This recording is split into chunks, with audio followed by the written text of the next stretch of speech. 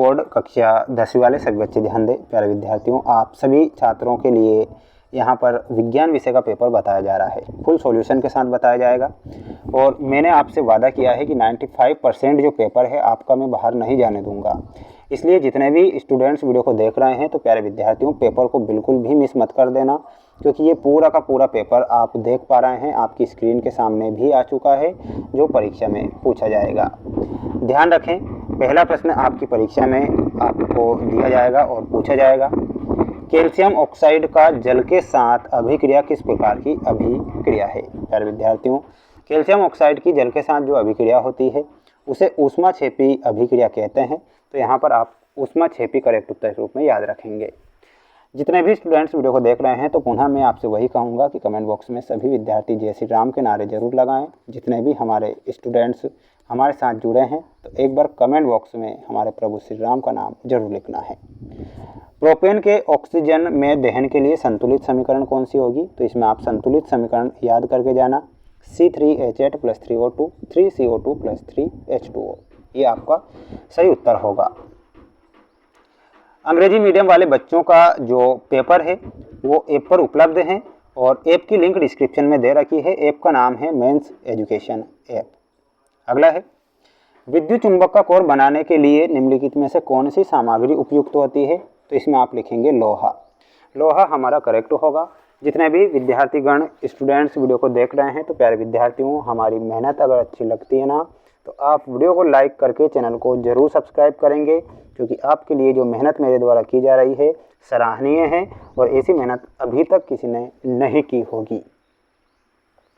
उदासीनता अभिक्रिया में अम्ल एक क्षार के साथ अभिक्रिया करके एक उत्पाद बनाता है।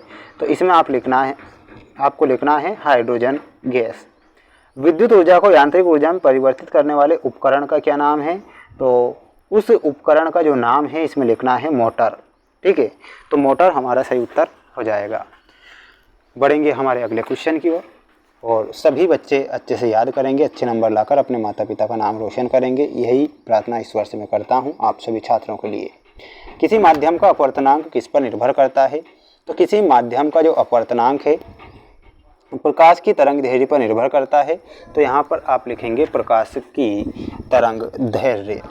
ठीक है, ये हमारा करेक्ट होगा। अगला प्रश्न ये रहा आपकी स्क्रीन के सामने, जिसमें आपको रिक्त स्थान वाले क्वेश्चन दिए गए हैं। जिसमें पहला प्रश्न है, क्रियाओं को मेडुला द्वारा नियंत्रित किया जाता है तो किस प्रकार की क्रियाएं होती है। और वो होती है अनैच्छिक क्रियाएं। यहाँ पर आप ध्यान रखना, अनैच्छिक क्रियाओं को मेडुला के द्वारा नियंत्रित किया जाता है। दाहिने हाथ के अंगूठे के नियम के अनुसार यदि अंगूठा धारा की दिशा में इंगित करता है तो उंगलियां किस दिशा में मुड़ जाएगी। तो इसमें आप लिखना है चुंबकीय क्षेत्र की दिशा में।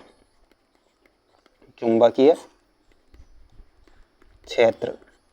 मछलियों के हृदय में कितने कक्षी होते हैं। तो प्यारे विद्यार्थियों, मछलियों के हृदय में केवल 2 कक्षी होते हैं। आंख का वह भाग जो इसे रंग प्रदान करता है तो उसे आइरिस बोला जाता है। तो यहाँ पर हो जाएगा आइरिस।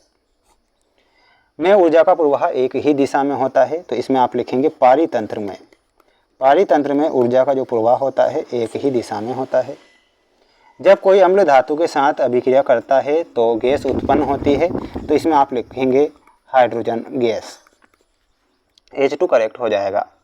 स्क्रीनशॉट ले लेना है और अच्छे से आप मेहनत जरूर करना है। प्यारे विद्यार्थियों, मेरे द्वारा जो पेपर बताए जा रहे हैं परीक्षा में प्रश्न बनेंगे, इसलिए मैं आपको ये क्वेश्चन पेपर बता रहा हूँ। और अगला है सत्य में आप देखिएगा, प्रतिवर्ती क्रिया में शामिल अंग मेरुरज्जु, मोटर न्यूरॉन और मस्तिष्क हैं। तो ये बिल्कुल गलत हो जाएगा। अम्लों का pH मान 7 से कम होता है ना, यहाँ दिख दिया है। किसी रासायनिक अभिक्रिया में उत्पादों का द्रव्यमान हमेशा अभिकारकों के द्रव्यमान के बराबर होता है। ये सत्य लिखना है। प्रकाश के एक माध्यम से दूसरे माध्यम में समान गति से यात्रा करने पर अपवर्तन होता है। ये भी आपका गलत है। सभी धातुएं लचीली होती है, गलत। मानव आंख के रेटिना में दृष्टि के लिए रोड और कोन कोशिकाएं, बिल्कुल सत्य लिखना है।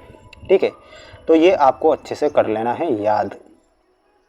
जोड़ी आप देख लीजिए, ये रही आपकी जोड़ी जो परीक्षा में आएगी। प्रबल अम्ल में हमारा सही उत्तर क्या हो जाएगा। प्रबल अम्ल में HCl सही होगा। ऊष्मा का जो अवशोषण होता है उसे ऊष्मा शोषी बोला जाता है। सेरिबेलम में अनैच्छिक क्रियाओं को ये नियंत्रित करती हैं।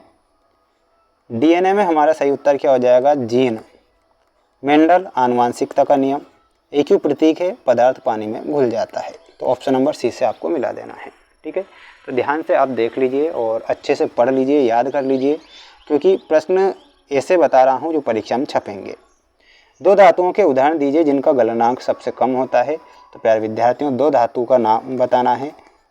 एक का नाम लिख लीजिए सीजियम, गैलियम, ये 2 धातुएं हैं। ठीक है, किसी क्षण चुंबक के बाहर चुंबकीय क्षेत्र रेखाओं की दिशा होती है। तो इसमें आप लिखेंगे उत्तर ध्रुव से, लिख लेना है उत्तर ध्रुव से दक्षिण ध्रुव की ओर। मानव का सामान्य रक्तचाप कितना होता है? तो इसमें आप लिखेंगे 120 से 80। ये मानव का सामान्य रक्तचाप होता है। ये आप करेक्ट उत्तर के रूप में लिखेंगे। मानव मस्तिष्क का कौन सा वह भाग है जो सोचने, सुनने, सूंघने और देखने के लिए जाना जाता है? तो उसका नाम है अग्र मस्तिष्क। यहाँ पर लिखेंगे अग्र मस्तिष्क। मायोपिया को ठीक करने के लिए कौन सा लेंस का उपयोग किया जाता है? तो इसमें आप लिखेंगे अवतल लेंस का प्रयोग इसमें किया जाता है। एथीन का रासायनिक सूत्र क्या है? तो इसमें लिखना है C2H4। C2H4 करेक्ट होगा। प्यारे विद्यार्थियों, मेरे द्वारा ये मोस्ट इंपॉर्टेंट सेट पेपर जो बताए जा रहे हैं, इनमें से परीक्षा में प्रश्न बनेंगे और सभी बच्चों को मैं अगर 23 ही प्रश्नों के आंसर चाहिए ना, तो ऐप को तो इंस्टॉल करना ही होगा, है ना, क्योंकि ऐसे तो मैं कहाँ तक बोलता रहूँगा अगर मान लीजिए इतना भी बताऊँगा। तो इसलिए आप ऐप पर जाइए, ऐप पर इनके आंसर मिल जाएंगे 23 ही के। ये अगला सेट पेपर होगा सेट ई, जो आपकी परीक्षा में महत्वपूर्ण और मोस्ट इंपॉर्टेंट साबित होगा। सभी बच्चे सेट ई के लिए चैनल को सब्सक्राइब करके रखें। मिलते हैं नेक्स्ट वीडियो में।